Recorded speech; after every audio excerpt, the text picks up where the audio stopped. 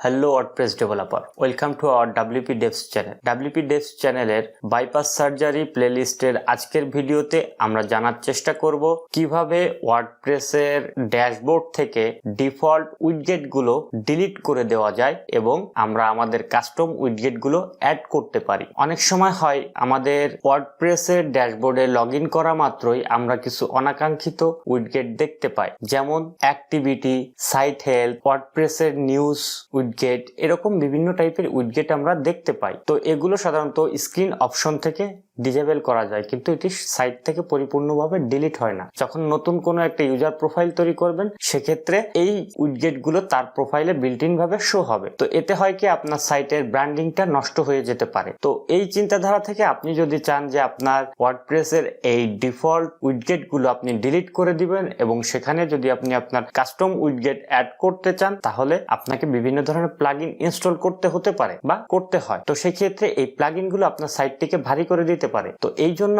আপনি কি করতে পারেন, এই প্লাগইন ব্যবহার না করে কয়েক লাইন কোডের মাধ্যমে আপনি এই উইডগেট গুলো রিমুভ করে ফেলতে পারেন এবং নতুন কাস্টম উইডগেট আপনি অ্যাড করে নিতে পারেন। তো আজকের ভিডিওতে আমরা সেই বিষয়গুলো জানার চেষ্টা করব কিভাবে আমরা এই ডিফল্ট উইডগেট গুলো ডিলিট করে দিতে পারি এবং কাস্টম একটি উইডগেট অ্যাড করতে পারি। তো চলুন চলে যাই আমাদের কম্পিউটার স্ক্রিনে। তার আগে অবশ্যই আপনাদের কাছে ছোট্ট একটা অনুরোধ, আপনি যদি আমার চ্যানেলে নতুন হয়ে থাকেন তাহলে অবশ্যই চ্যানেলটি সাবস্ক্রাইব করুন ও পাশে থাকা বেল আইকনটি বাজিয়ে দিন। আর আপনি যদি ইতিমধ্যে সাবস্ক্রাইব করে থাকেন তাহলে আপনাকে অসংখ্য ধন্যবাদ।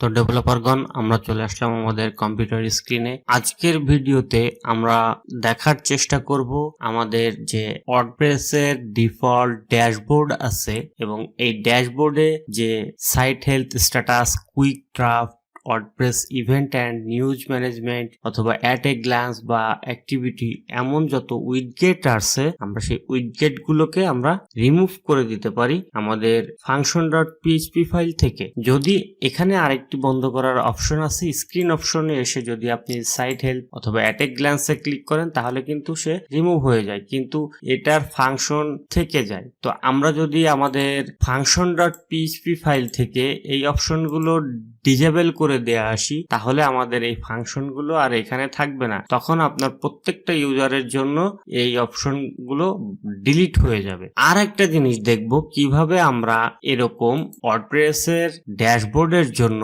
কাস্টম উইডগেট তৈরি করতে পারি। তো প্রথমে আমরা এগুলোকে রিমুভ করা দেখব, তারপর আমরা এখানে নতুন একটি উইডগেট অ্যাড করার চেষ্টা করব। তো এগুলো রিমুভ করার জন্য প্রথমেই চলে যেতে হবে আমাদেরকে আমাদের হোস্টিং এর প্যানেলে। এখান থেকে আমরা ফাইল ম্যানেজারে ক্লিক করব। ফাইল ম্যানেজারটি ওপেন হলে আমরা ডাবল ক্লিক করে পাবলিক HTML এ যাব। এখান থেকে আমরা WP কন্টেন্টে যাব, তারপর আমরা থিম ফোল্ডারে যাব। থিম ফোল্ডারের মধ্যে আমাদের যে থিমটি অ্যাক্টিভ থাকবে সেই থিম ফোল্ডারে যাব। যাওয়ার পর আমরা এখান থেকে function.php ফাইলটিকে খুঁজে বের করব। তারপর আমরা function.php ফাইলটিকে ডাবল ক্লিক করে ওপেন করব। function.php ফাইল সম্পূর্ণভাবে ওপেন হওয়ার পর চলে আসবেন একেবারে নিচের দিকে এবং এখানে আপনি একটি ফাংশন লিখবেন। তো চলুন আগে আমি ফাংশনগুলো লিখে আসি।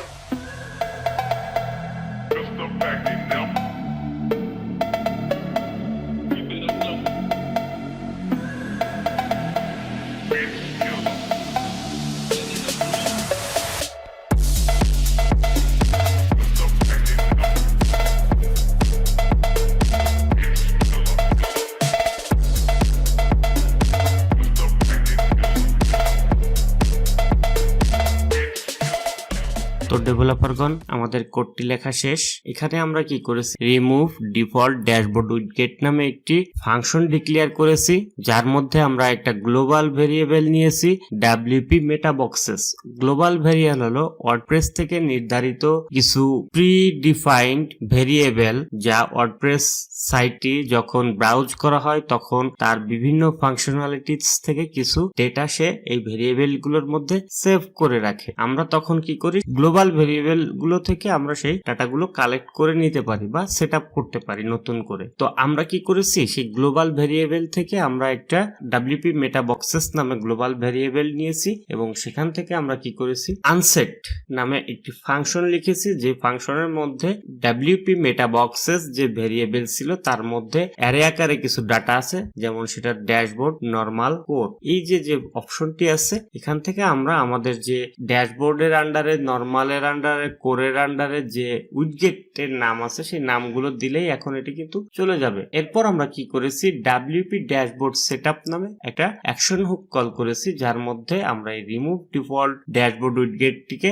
ডিক্লেয়ার করেছি। এখন আমরা একটু খেয়াল করে দেখুন, এই কোরের পরে যে অপশনটি আমি ফাঁকা রেখেছি, এখানে আমরা যে উইডগেটের নাম দিব সেই উইডগেটটি আমাদের এই ড্যাশবোর্ড থেকে চলে যাবে। প্রথমেই আমি সাইট হেলথ নামে যে উইডগেট আছে সেই উইডগেটের নামটি দিব। তো আগে আমরা দেখে নিই এটির নাম কিভাবে আছে। তো আমরা এখান থেকে যদি একটু ইনস্পেক্ট করি এবং আমরা যদি একটু উপরের দিকে আসি, দেখুন আমাদের এটির নাম দেওয়া আছে, এই যে পুরো উইডগেটটা দেখেন, এটার নাম দেওয়া আছে ড্যাশবোর্ড সাইট হেলথ। তো যদি আমরা এটিকে এখন কপি করি এবং যদি আমরা আমাদের function.php এইখানে লিখে দেই, তাহলে কিন্তু আমাদের এটি চলে যাবে। তো চলুন আমরা একটু দেখি কোডটি সেভ করে যে আমাদের এই সাইট হেলথ নামে যে উইডগেটটি আছে সেটি চলে যায় কিনা। তো আমরা যদি এখন এটিকে রিলোড করি, দেখুন সাইট হেলথ নামে যে উইডগেটটি ছিল সেটি কিন্তু চলে গেছে। তো এভাবে আমরা আমাদের বাকি উইডগেট গুলো রিমুভ করে দিব। তো আমাদের উইডগেট আছে কয়টা, একটা, দুইটা, তিনটা, চারটা। আমরা এই চারটাকে রিমুভ করে দিব। এর জন্য কি করব, এই অপশনটাকে আমরা 4 বার কপি করে নিব, যেমন 1, 2, 3, 4। এখন আমরা কি করব, এইখানে আমরা আমাদের উইডগেট গুলোর নামটি দিয়ে দিব। তো আমরা এখন কি করব, এই চারটার নাম আমরা পর্যায়ক্রমিক ভাবে কপি করে আমাদের এই ফাংশনটিতে বসাবো। তো প্রথমে আমরা অ্যাটে গ্যালান্স ধরি, এখানে যদি আমরা এটাকে ইনস্পেক্ট করি, এটির নাম কি আছে আমরা একটু দেখে নিব। এটির নাম আছে রাইট নাও। তো আমরা এটাকে কপি করি, এখানে পেস্ট করি। এরপরে আমরা দেখি আমাদের পরবর্তী উইডগেট আছে অ্যাক্টিভিটি। তো এই যে ড্যাশবোর্ড অ্যাক্টিভিটি, আমরা এটিকে কপি করি, এখানে পেস্ট করি। এরপরে আছে আমাদের কি, কুইক ড্রাফটস। তো আমরা কুইক ড্রাফটসে আসি, এই যে এটার নাম আছে সাইড শর্ট টেবিলস। তো আমরা এটাকে কপি করি, এখানে পেস্ট করি। এর পরেরটাতে আছে কলাম 3 শর্ট টেবিলস। সরি, আমার এখানে একটু ভুল হয়েছে, এটি সাইড শর্ট টেবিলস না, এটা হবে dashboard quick press. Dashboard quick press. তো আমরা এখানে এটাকে ড্যাশবোর্ড কুইক প্রেস দিব। এবং পরবর্তীটা আছে আমাদের এই যে ড্যাশবোর্ড প্রাইমারি, এটিকে এখানে পেস্ট করে দিব। দেওয়ার পর আমরা যদি এখন এই কোডটিকে সেভ করি এবং আমাদের পেজটিকে রিলোড করে, দেখবো যে আমাদের সবগুলো উইডগেট এখান থেকে চলে যাবে। তো চলুন আমরা একটু দেখি। দেখুন আমি রিলোড করার পর আমাদের উইডগেট গুলো চলে গেছে। জাস্ট আমাদের কুইক ড্রাফটটি রয়েছে, আমরা কুইক ড্রাফটটি আমরা আবার একটু ট্রাই করব। আমাদের এখানে একটু ভুল হয়েছে। তো বন্ধুরা, আমাদের এই দুটি যদি না যায় তাহলে আমাদের এখানে একটু চেঞ্জ করতে হবে। সেটা হলো আমরা এখানে দেখব যে এটা সাইড করে দিয়ে দেখব, এটাকে একটু সাইড করে দিই আর এটাকে একটু সাইড করে দিই। এখন যদি আমরা সেভ করি তাহলে অবশ্যই চলে যাওয়ার কথা। আমরা যদি এখন একটু রিলোড করি, হ্যাঁ দেখুন আমাদের কোডগুলো কিন্তু উইডগেট গুলো কিন্তু চলে গেছে। এখন আমরা চাচ্ছি আমাদের এখানে নতুন আরেকটি উইডগেট তৈরি করতে। দেখুন এখানেও কিন্তু অপশন গুলো চলে গেছে, আমরা যে রিমুভ করেছি সেই অপশন গুলো এখান থেকে চলে গেছে। এখন আমরা চাচ্ছি এখানে কাস্টম কিছু উইডগেট অ্যাড করতে। তো সেক্ষেত্রে আমরা কি করব, সেক্ষেত্রে আমরা সেম কিছু ফাংশন এখানে আগে অ্যাড করে আসব, তারপর আমরা এখানে যদি রিলোড করি তাহলে আমাদের কাস্টম উইডগেট গুলো দেখতে পারবো। তো চলুন আগে আমরা একটা উইডগেট তৈরি করা দেখি।